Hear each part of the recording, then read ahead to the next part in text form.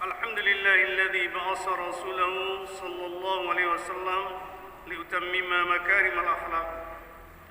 أشهد أن لا إله إلا الله وحده لا شريك له الملك الخلاق، وأشهد أن سيدنا محمدا عبده ورسوله شهادة تنجي قائلها من عذاب يوم الطلاق. اللهم صل وسلم على سيدنا ومولانا وحبيبنا وشفيعنا محمد سيد العربية والعجام على الإطلاق، وعلى آله وصحبه ومن آمن به وأحبه وأشتاق. أما بعد فيا عباد الله، أوصيكم ونفسي بتقوى الله وطاعته لعلكم تفلحون.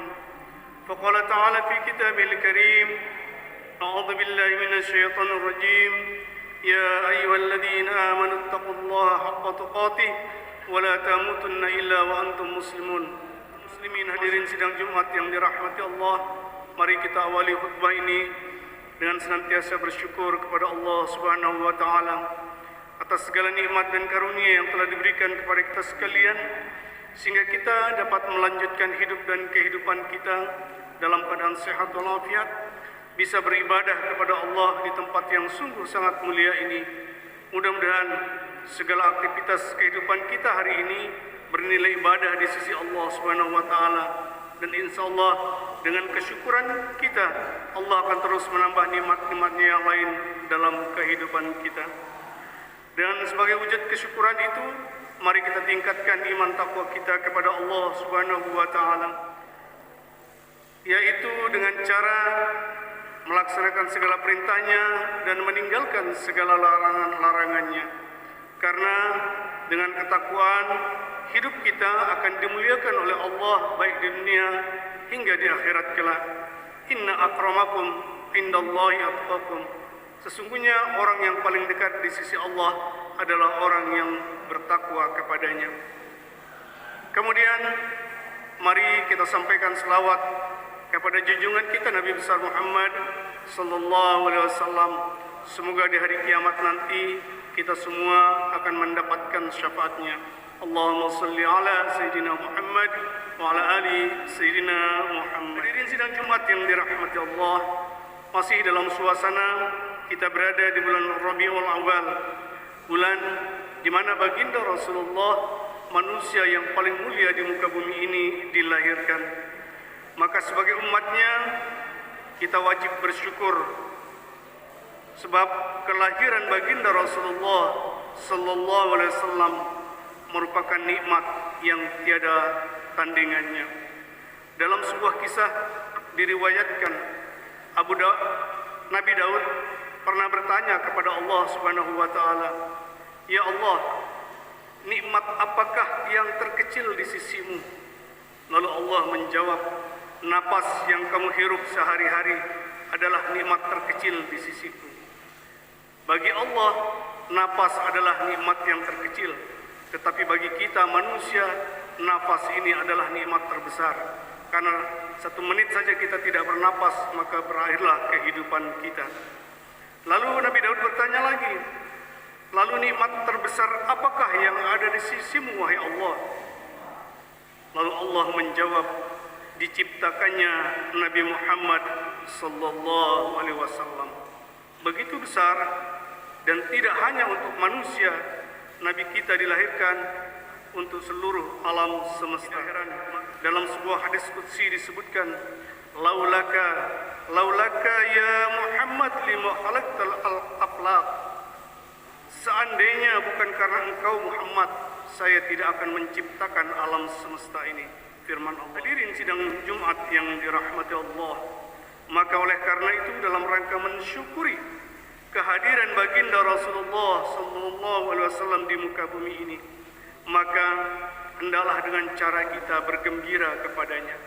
Karena bergembira dengan kelahiran Rasulullah termaktub dalam firman Allah surat Yunus ayat 58. Allah berfirman, "Qul bi fadlillahi wa bi rahmatihi fabidzalika yafrahu wa huwa khairum mimma yajma'un."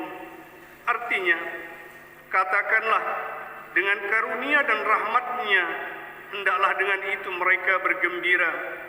Karunia Allah dan rahmatnya itu adalah lebih baik dari apa yang mereka kumpulkan.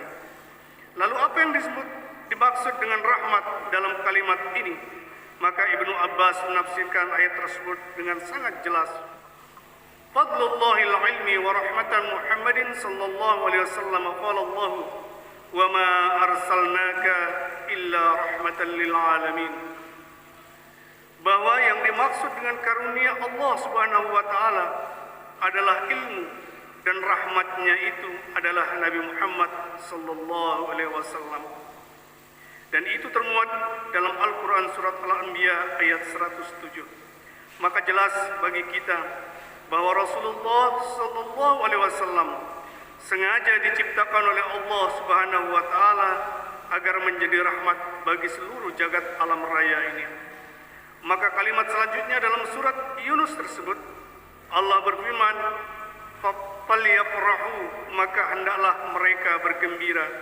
Maka itu artinya Allah menyuruh kita umat muslim untuk menyongsong kelahiran baginda Rasulullah sallallahu alaihi wasallam dengan bergembira. Adalah Imam Asy-Syuyuti dalam Husnul Maqasid fil Amalil Maulid pernah menyatakan bahwa asal perayaan Maulid Nabi itu yaitu manusia berkumpul lalu ia membaca Al-Quran, lalu dikisahkan tentang teladan-teladan Rasulullah sallallahu alaihi wasallam. Kemudian padanya dihidangkan makanan, lalu setelah dinikmati makanan itu mereka pulang dan bubar. Hanya itu yang dilakukan dan tidak lebih. Maka semua kegiatan itu adalah termasuk bid'ah, tapi bid'ah yang hasanah. Orang yang melakukannya diberikan pahala karena mengagungkan derajat Nabi kita Muhammad sallallahu alaihi wasallam dengan menampakkan sukacita dan kegembiraan atas kelahiran beliau. Hadirin yang dirahmati Allah, maka oleh karena itu hal pertama yang harus kita lakukan ketika kita memperingati perayaan Maulid Nabi kita Muhammad sallallahu alaihi wasallam sebagai wujud kegembiraan kita adalah dengan memperbanyak membaca Al-Quranul Karim. Karena Al-Quran adalah satu mukjizat yang dibawa oleh Rasulullah sallallahu alaihi wasallam dan menjadi pedoman hidup manusia di dunia ini. Kemudian yang kedua yang tidak boleh pula terlewatkan adalah ketika kita memperingati Maulid hendaklah disampaikan tentang kisah-kisah keteladanan Rasulullah sallallahu alaihi wasallam. Karena kehidupan Rasulullah adalah teladan bagi semua pihak, teladan bagi pemuda, teladan bagi seorang suami, teladan bagi seorang pemimpin, teladan bagi seorang pedagang, dan teladan bagi siapa saja dalam segala aspek kehidupan ini. Karena beliau diciptakan memang sebagai contoh dan teladan bagi kita sekalian. Firman, "Laqad kana lakum fi Rasulillahi uswatun hasanah." Sungguh pada diri Rasulullah itu terdapat contoh teladan yang baik. Hadirin yang dirahmati Allah. Kemudian rasa gembira akan kedatangan Rasulullah sallallahu alaihi wasallam itu juga sebagai sebuah pertanda bahwa kita mencintainya. Orang yang cinta akan selalu berjumpa dengan orang yang dicintainya. Maka ketika kita cinta Rasul, ada beberapa hal yang dapat kita lakukan agar kecintaan kita kelak bisa mempertemukan kita dengan baginda Rasulullah sallallahu alaihi wasallam. Yang pertama adalah siapa yang mencintai Rasulullah, maka dia akan taat kepada seluruh ajaran yang dibawa oleh Rasulullah sallallahu alaihi wasallam dengan segala syariatnya.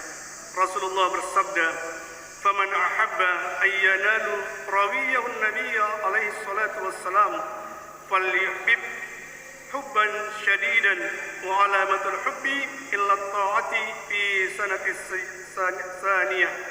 Artinya, barang siapa menginginkan dapat bertemu dengan Rasulullah sallallahu alaihi wasallam, hendaklah dia mencintai beliau dengan kecintaan yang sungguh menggebu-gebu. Adapun tanda cinta kepada beliau adalah dengan mengikuti segala sunnah-sunnahnya yang mulia. Kemudian yang berikutnya tanda cinta kita kepada Rasul juga adalah dengan memperbanyak membaca salawat kepada beliau. Sebuah hadis yang diriwayatkan dari Aisyah, Rasulullah sallallahu alaihi wasallam pernah bersabda, Man ahabba an-nabiyya 'ala as-salatu was-salam akthar min as-salati 'alaihi wa thamaratuhu al-wusuli ila syafa'ati wasibatihi fil jannah. Artinya, barang siapa mencintai Rasulullah sallallahu alaihi wasallam, maka ia akan memperbanyak berselawat kepadanya. Adapun hasilnya nanti adalah memperoleh syafaat beliau dan menyertainya di surganya kelak. Hadirin yang dirahmati Allah, kemudian tanda berikutnya dari kecintaan kita kepada Rasulullah sallallahu alaihi wasallam yaitu dengan memperbanyak mengingat-ingat beliau, mengingat segala kisah hidupnya, mengingat kepahlawanannya, mengingat kebijakannya, mengingat keteladanannya. Karena dengan itu semua pasti akan mendatangkan cinta kita kepada Rasulullah. Rasul bersabda, "Man ahabba syai'an akthar min adz-dzikri." Barang siapa yang mencintai sesuatu, maka dia akan banyak menyebut-nyebutnya. Maka oleh karena itu hadirin yang dirahmati Allah, melalui mimbar yang mulia ini, mari di hari-hari kita memperingati kelahiran baginda Rasulullah sallallahu alaihi wasallam, kita meneladani segala sifat, segala akhlak yang telah dibawa oleh Rasulullah sallallahu alaihi wasallam. Kemudian kita banyak berselawat kepada beliau. Mudah-mudahan dengan selawat-selawat itu kita insya Allah akan dipertemukan oleh Allah di surganya bersama Rasulullah sallallahu alaihi wasallam, dan pada ujungnya juga kita akan mendapatkan syafaat di hari kiamat nanti. Amin ya rabbal alamin. Barakallahu li wa lakum fil Qur'anil azim wa nafa'ani wa iyyakum bima fihi minal ayati dzikril hakim wa taqabbala minni wa minkum tilawatahu innahu huwal ghafurur rahim. اللهم صل على سيدنا محمد اللهم صل على سيدنا محمد اللهم صل على سيدنا وحبيبنا وشفيعنا وزر المصطفى سيدنا ومولانا محمد. الحمد لله وكفى والصلاة والسلام على سيدنا محمد المصطفى وعلى آله وصحبه أهل الصدق والوفاء.